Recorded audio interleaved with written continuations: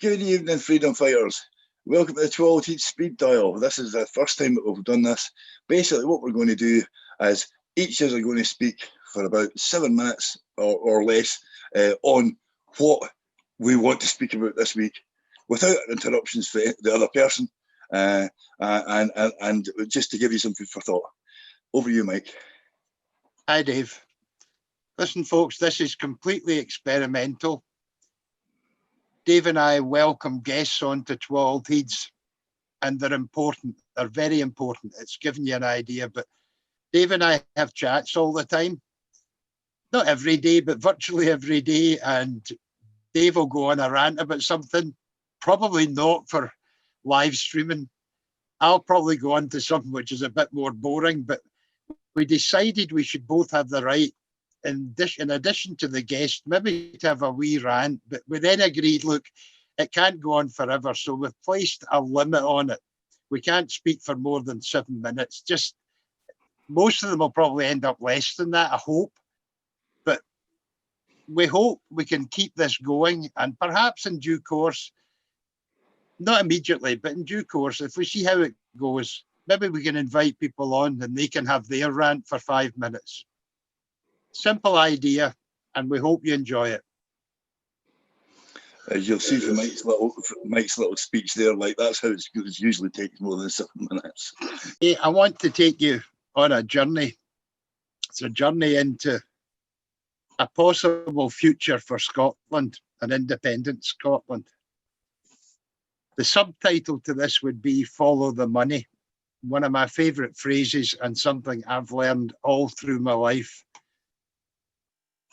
But to go into the future of Scotland, we maybe have to go into the past of Scotland. This is a photograph of the Black Watch at the Battle of Waterloo, 1815. All the way through the Napoleonic Wars, thousands, literally thousands of people were killed, were left strewn across the battlegrounds.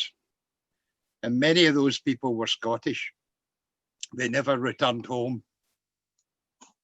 In 1815, some people in Scotland started thinking about how do we deal with wives that no longer have a husband who can earn a living, with children.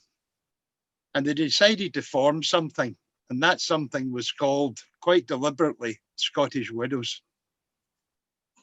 It set out to help people, and it did so not becoming a company with shareholders. It did so by being a mutual organisation. And I want you to remember the word mutual all the way through this journey. That's 1815. 10 years later, 1825, another company was formed. This time it was formed as a company. It's called Standard Life.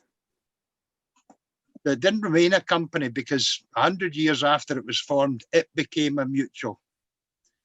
And by 1990, it was not only the largest mutual in Scotland, it was not only the largest mutual in the UK, it was the largest mutual organisation in the whole of Europe. But let's go back. 1826, 1 year later, another mutual was formed, Scottish Amicable. 1831, another mutual, Scottish Equitable. Now, the bit to remember in all of this, the population of Scotland at that time, in the early 1800s, was less than 2 million people. 1835, Airdrie Savings Bank was started. 1837, Scottish Provident was started. All mutual organisations. I won't go into when Scottish Life was started or the Life Association of Scotland. Let's jump forward to 1869, and we've got the Dunfermline Building Society, yet another mutual. What was going on in Scotland? What did the Scottish people understand about mutuality during the whole of that period? 1883, Scottish Mutual was formed. Originally formed for people who absolutely swore off drink. It was started as a Scottish temperance society. You got a discount if you didn't drink. 1891, slightly different connotation here. something called the General Accident was formed. Initially formed to provide insurance against your house burning down or your house being flooded. But interestingly, it was also one of the first insurance companies formed in Scotland that issued an insurance policy for motor vehicles. 1899, first insurance policy for a car. Interesting, the cost of insuring your car then was in old money £1, 10 shillings. Equivalent today, 55p. And there's a story about inflation involved in that. Let's go forward a wee bit. 1899, final year of the century. Company was formed, again a mutual called FS Assurance. FS standing for foreman and staff. So by the time you get into the next century, you had 9 mutual life offices in Scotland, known as the Associated Scottish Life Office. Think of today and think of all the names I've just read out to you. Something happened. Something changed all of that. No longer mutuals. Some disappeared, some were taken over. George Orwell wrote a book called 1984. I'm going to use 1986 as the next chapter. Not today, in the next speed dial that Dave and I do. We're going to follow the money, all the money that was accumulated by those companies, those mutuals during a century. We're then going to move forward a half century and find out what changed. And perhaps there's lessons as we move forward on that journey for the future of Scotland. Dave, that's me. Had my wee bit. A follow on next week. But it's now your opportunity to take a subject of your choice and have a go at it. Vent your spleen, my friend. I would like to speak about the upcoming SNP conference and how important it is for the whole Yes movement, not just the SNP, not just the members, but everybody in Scotland. Because basically, you'll all be quite aware that over the past couple of years, independence has been a cul-de-sac. And certain people in the SNP appear to have been making that cul-de-sac. They seem to be trying to close it off at the back and make sure they can't get out. If you look at Mr. Wishart and Mr. Smith. So anyway, basically, this weekend, SNP delegates are going to be voting at the SNP conference for members of the new NEC. And this is going to basically take over for the people who have caused all the trouble with the unconstitutional rule changes last year and the dual mandate thing and all that. So as you're probably aware, you'll have seen that there are a couple of slates going around that are extremely pissing off Mr. Smith.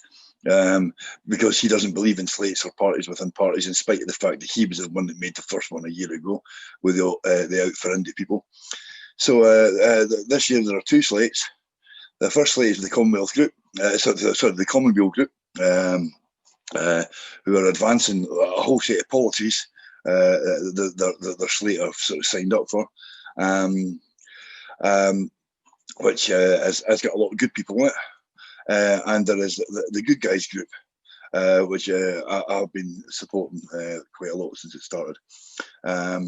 The list has been drawn up by Denise Finlay and includes people like David Henry, who we had on the other day, and we've had Ali Graham on here, and she's on it as well.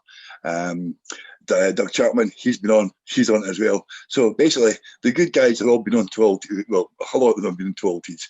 And why it's important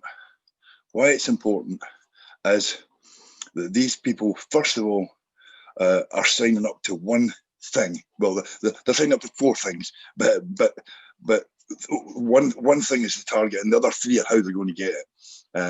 And basically, it's independence first. Independence first. That's what every single yeser in the movement can get together and say, we support independence. I might have differences on whether a man can go to the women's toilet. We might have all these differences. We do have a lot of differences, but at the end of the day, we'll all vote for independence. These people that are going up there are saying independence first, and they're going up on a policy of accountability, openness, transparency, and equality, which is something we should all aspire to. Everybody should have an equal chance. What you do with it is your own affair. There's nothing to stop you making more out of your chances than somebody else. That's human nature. But everybody should have a fair start. And that's what these people are standing for. So if you're a delegate for the SNP and you believe in independence, you don't believe that the way that the party has gone over the past couple of years is the party that you signed up for, then now's your chance to change it. And I would ask everybody who supports independence to get onto the slate, share the slate, get onto your local delegates for your local branches and say, look, I want you to vote for these people, and that's why, because I believe in independence. And that's basically it for me. Vote the good guys, support the good guys, share the good guys, win independence for Scotland. That's me. So basically, guys, that was our first speed dial. Mike's going to continue his voyage or his story or his journey next week, and I'm going to have something completely new to nip everybody's head about. And considering we've got the SNP conference in between now and then, I think it's going to be quite interesting. We'll know a lot. We'll know a lot by then, Dave. I'll finish my journey, I hope, next week within the 5 minutes. Last comment from both of us is we have a very excellent guest to come up next Tuesday. Man who we wanted on for quite a while to find out how a small country called Estonia moved from under the shadow of the Russian dominance, became an independent country. So we'll be looking forward to having a meeting with Ian Lawson, and hope to see you then, folks. Bye, guys. Talk to you later.